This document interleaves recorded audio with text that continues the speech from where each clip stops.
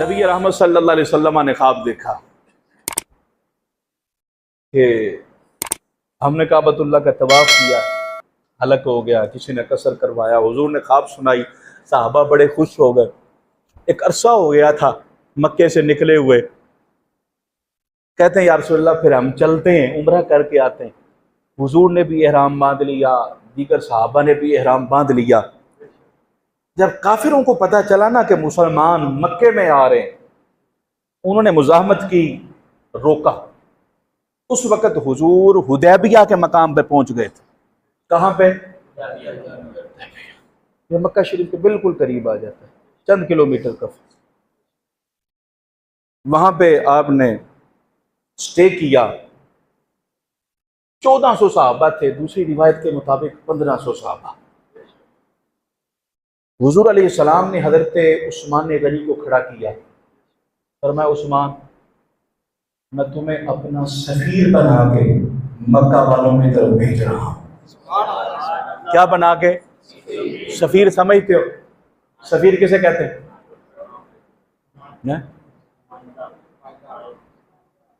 سفیر کی بات اصل کی بات ہوتی ہے، اس کی ہاں اصل کی ہاں، اس کی نہ اصل کی ہاں۔ آئے ہے عثمان غنی کی کیا شان ہے! 1500 صحابہ کی میں نگاہ مصطفیٰ کا انتخاب حضرت عثمان غنی تھے۔ فرمایا جاؤ تم، عثمان غنی ہاں کر دے گا ہماری طرف سے بھی ہاں ہے، وہ نہ کر دے گا ہماری طرف سے بھی ہاں ہے۔ اچھا، 1400 صحابہ میں بڑے بڑے جلیل القدر صحابہ بیٹھے ہوئے ہیں، یہ یاد رکھنا۔ ہاں، بڑے بڑے صحابہ بیٹھے ہیں، لیکن حضور نے کس کو کھڑا کیا؟ حضرت عثمان غنی کو۔ مجھے یہاں پہ ٹھہرنا ہے اور آپ سے ایک سوال کرنا ہے۔ اللہ نے حضور کے صحابہ کو جو عظمت، جو شان، جو بلندی، جو رفعت عطا فرمائی، اتنے صحابہ میں سے جب رسول اللہ نے حضرت عثمان غنی کو اپنا سفیر بنا کے بھیجا، یہ بڑا اعزاز ہے نا۔ ایک صحابی کو اعزاز دیا، کیا ان کو اعزاز دینے سے بقیہ جو صحابہ تھے وہ اپنے مقام سے نیچے گر گئے؟ بولیے ذرا، میں کویسچن کر رہا ہوں، آپ سے پوچھنا چاہتا ہوں۔ جو ان کا مقام پہلے تھا اب بھی ویسے ہی ہے یا نیچے ہو گیا؟ نیچے تو نہیں ہوا۔ حضرت عثمان غنی کو سفیر نہیں بنایا تو کام ابو بکر کا ہے، عمر کا ہے، مولا علی کا ہے۔ حضرت عثمان کو سفیر بنانے کے بعد بھی ابو بکر و عمر، مولا علی کا وہی مقام ہے نا، دیگر صحابہ کا وہی مقام ہے نا۔ اتفاق کرتے ہو؟ یعنی اگر ایک صحابی کو اعزاز دے دیا جائے تو بقیہ صحابہ اپنے مقام سے گرتے نہیں ہیں۔ حدیبیہ کے مقام پہ مصطفیٰ نے حضرت عثمان غنی کو اعزاز دیا، اپنا سفیر بنایا، اور خیبر کے مقام پہ مصطفیٰ نے مولا علی کو جھنڈا عطا فرمایا۔ بولو ذرا سبحان اللہ۔ پوچھنا یہ ہے آپ لوگوں سے کہ کیا خیبر کے موقع پہ مصطفیٰ نے مولا علی کو جھنڈا دیا؟ بہت بڑا اعزاز ہے نا۔ تو کیا مولا علی کو اعزاز دینے سے بقیہ جو صحابہ تھے وہ اپنے مقام سے گر گئے تھے؟ بولو نا، بولو۔ ان کا جو مقام پہلے تھا اب بھی وہی مقام ہے نا۔ جس طرح حدیبیہ میں حضرت عثمان غنی کو اعزاز دیا، سفیر بنایا، تو مولا علی کا مقام نہیں گرا۔ حدیبیہ کے مقام میں مولا علی کو جھنڈا دیا تو دیگر صحابہ کا مقام میں گرا۔ یہ اہل سنت کا نظریہ ہے۔ بولو ذرا سبحان اللہ۔ سفیر بنا کے بھیجا، حضرت عثمان روانہ ہو گئے، کافروں کے ساتھ جات کے بات چیت کی کہ ہم جنگ کرنے کے لیے نہیں آئے، یہ دیکھو ہمارے بدن پہ کیا ہے؟ احرام ہے، ہمارے ہاتھ خالی، ہم جنگ نہیں، ہم تو عمرہ کرنے کے لیے آ رہے ہیں۔ انہوں نے کہا نہیں، یہ تو ہو نہیں سکتا، اس میں تو ہماری بڑی انسلٹ ہے، یہ قبائل کیا کہیں گے؟ یہ مسلمان مدینے سے اٹھے اور چپ کر کے آ کے عمرہ کر کے چلے گئے اور تم منہ دیکھتے رہ گئے، اس میں تو ہماری بڑی ذلت ہے، ہم نہیں کر سکتے، اجازت نہیں ہے۔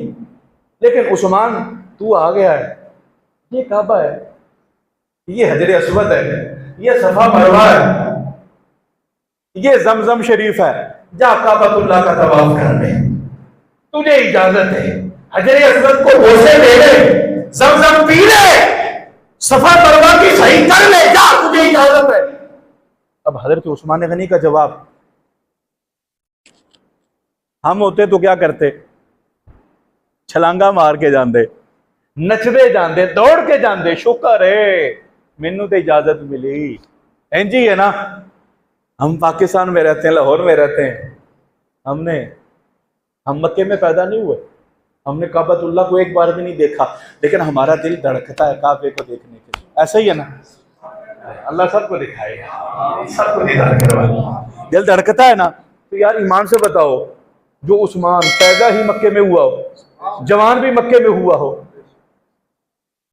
عمر کا ایک حصہ مکے میں گزرا ہو، اور پھر مکے سے مدینے کے کئی سال گزر گئے ہو، اتنی جدائی کے بعد جب وہ مکے میں آئے اور جسم پہ احرام باندھا ہو، کیسی کیفیت ہوتی ہے؟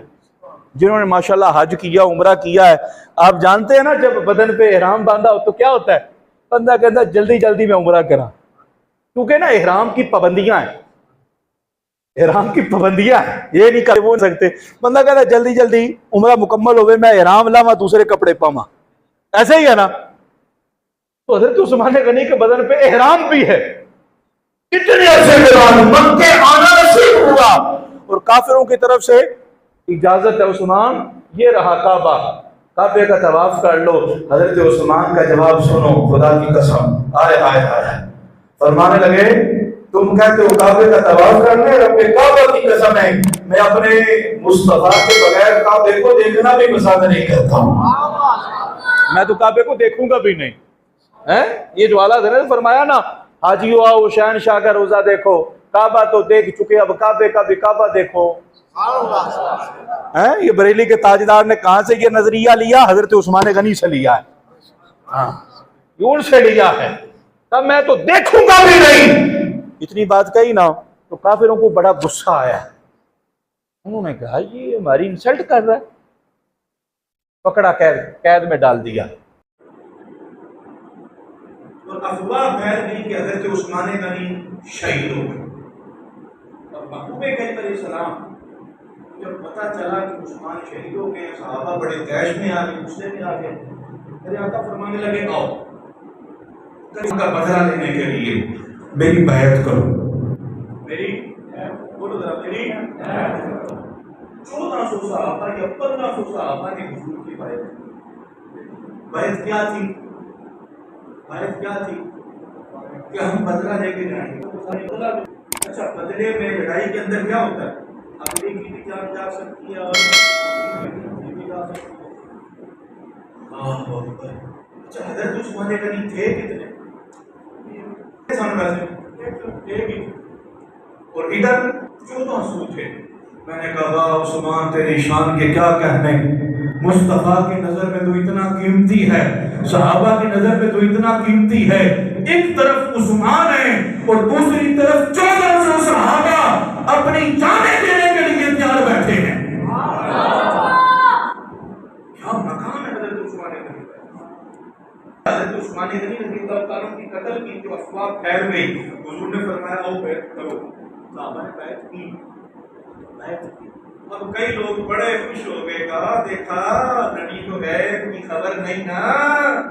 میں نے کہا وہ کیسے؟ کہا نبی کو غیب کی خبر ہوتی نا تو بیعت کیوں لیتے؟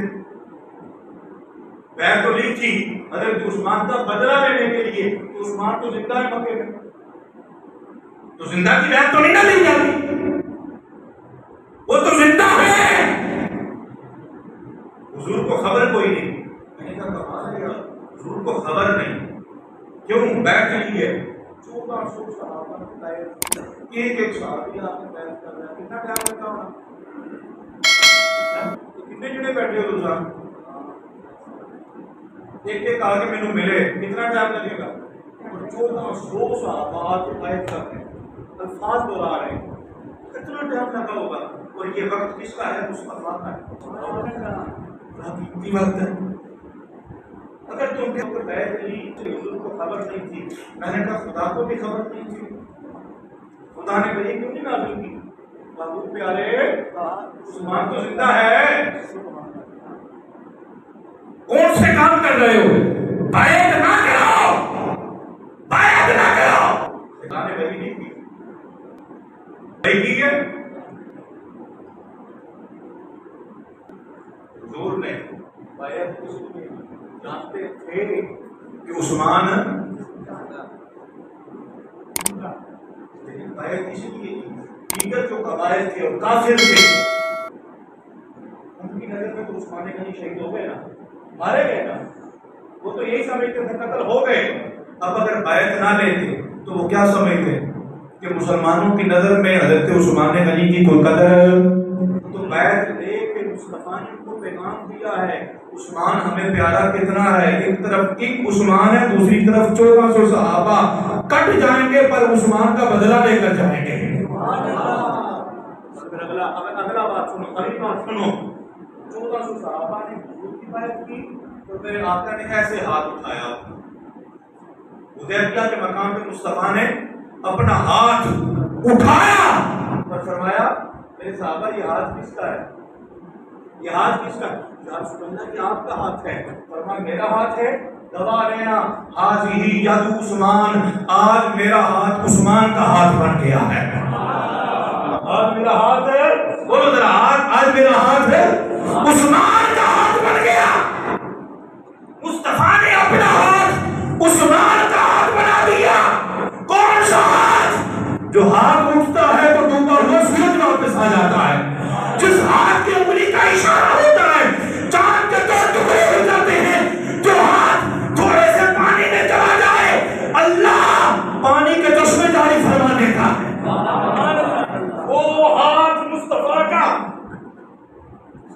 عثمان کا ہاتھ بن گیا۔ فرمایا عثمان کا ہاتھ ہے اور یہ لو عثمان کی طرف سے بھی بیعت ہو گئی، عثمان کی طرف سے بھی بیعت ہو گئی۔ سب نے بیعت کی مصطفیٰ کی اپنے ہاتھوں سے، عثمان نے بیعت کی مصطفیٰ کی مصطفیٰ ہاتھوں سے۔ کمال ہے یہ، کر جائے حضور علیہ السلام نے اپنا ہاتھ حضرت عثمان غنی کا ہاتھ قرار دیا، فرماتے اس کے بعد میں نے اپنا ہاتھ کبھی بھول کے بھی اپنی شرمگاہ کو نہیں لگایا۔ اس ہاتھ کو مصطفیٰ کے ساتھ نسبت ہو گئی نا، اتنی سی نسبت کا اتنا حیا، اتنا ادب، کبھی خواہش بھی نہیں کی، بھول کے بھی ہاتھ نہیں لگایا۔ نسبت مصطفیٰ سے کہا مجھے یہ بتاؤ کیا یہ ہاتھ حضرت عثمان غنی کا مصطفیٰ کے خون سے بنا تھا، مصطفیٰ کے جسم سے بنا تھا؟ عثمان غنی کا ہاتھ عثمان غنی کے خون سے بنا ہے، اس ہاتھ میں عثمان غنی کا گوشت ہے نا، جسم عثمان غنی کا ہے، لیکن نسبت مصطفیٰ کے ساتھ ہو گئی۔ عثمان غنی اتنا ادب کرتے ہیں، سنی دل پہ ہاتھ رکھ کے بتا عثمان غنی حسن و حسین کا کتنا حیا کرتے ہوں گے جن کا جسم خون مصطفیٰ سے بنا ہو، اور سیدہ زہرا پاک خاتون جنت کا کتنا ادب کرتے ہوں گے جن کو مصطفیٰ نے فرمایا میری بیٹی فاطمہ میرے جگر کا ٹکڑا ہے، اس علی کا کتنا ادب کرتے ہوں گے جن کے بارے میں مصطفیٰ نے فرمایا علی انت اخی فی الدنیا والآخرہ، تو دنیا میں بھی میرا بھائی ہے